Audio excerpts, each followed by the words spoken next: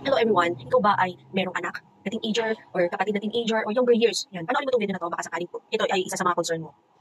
Meron po akong napanood na clips, dumaan siya sa newsfeed ko. Hindi ako nanonood ng series na to, pero dumaan nga siya sa aking newsfeed. So, pinanood ko siya kasi short clip lang naman. Then nakita ko, yung dalawang teenager is naghahalikan. Okay. So, para sa akin na as a viewer and as a parent, parang hindi siya magandang influence doon sa mga kabataan. So, this is my own opinion kasi ako ay isang magulang. At the same time, concerned din ako sa anak ko. What if mapanood to ng anak ko? Madaan din sa newsfeed katulad ko, hindi naman ako nanonood, pero madaan din sa newsfeed to. So, ano ba ang magiging impression ng anak ko dito? Anong mag-create sa utak niya? Given na estudyante, kabataan, yung napapanood, tapos naghahalikan, take note, lalaki sa lalaki po.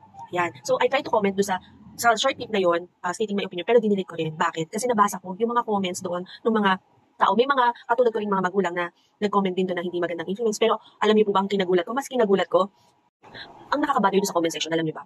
Aside sa kinukuyog nila, as in parang binabash nila yung mga parent or concern na mga tao doon sa palabas about influencing the youth. Ayan, is iba na yung mindset nila. Sobrang toxic na ng mindset nila na parang people are just giving their opinions and they don't respect that. Sobra. Nagulat ako kasi parang sabi ko, bakit ganito na mindset nila? They are telling that this is normal. Yes, I know those are normal nowadays, pero should we tolerate it? Na parang naka-uniform yung kabataan, then they are kissing inside the school or kung saan man, ganyan. At what if mapanood ng anak mo? What if mapanood ng kapatid mo? Ano ang makikreate sa kanila na impression? Ano ang makikreate sa kanilang imagination towards that scene?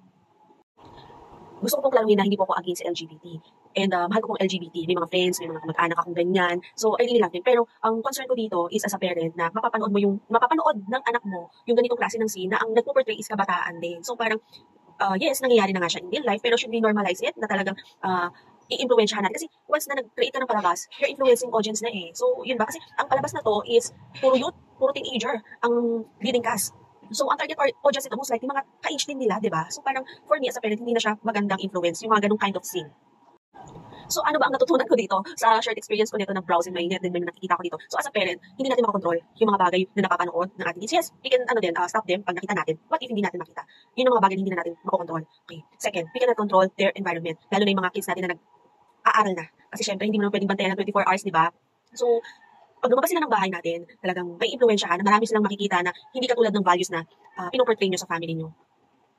So what can we do about it since hindi natin kayang kontrolin, hindi talaga natin kayang kontrolin yung mga bagay na nasa paligid ng anak natin outside our house. So siguro, consistent guidance sa ating mga anak, napakahalagang ipaliwanag natin sa ating kids bakit ito ay hindi maganda, bakit ito ay hindi magandang tularan, bakit ito ay hindi tama gawin, ito ang tamang gawin, yung mga ganyang bagay, ituro natin yung right values, and yun. So parang yun lang ang pwede natin na gawin. At the same time, make sure na magkaroon kayo ng open communication sa inyong mga anak. Bakit? Kasi once na nagkaroon ng experience siya, kasi meron akong nabasa doon sa comment section, kasi hindi ko pinapanood yung palabas yun.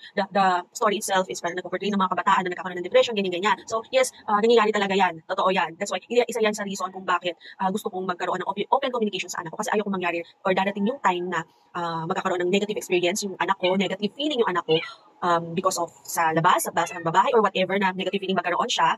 Ayoko na parang kikimkimin niya, hindi na mailalabas yung nararamdaman niya. Kasi ang worst thing na nakakatakot na mangyari sa ating anak is yung magkaroon sila ng depression. Magkaroon sila na parang, kasi hindi natin alam kung kakayanin ba nila yung ganong feeling, yung ganong situation. So, napakahalaga na magkaroon ng open communication sa ating anak. In that sense, mas magagabayan natin sila. So, sa kung ano man ang naiisip nila, nangyayari sa kanila, makakapag-share sila ng mga experience nila sa atin.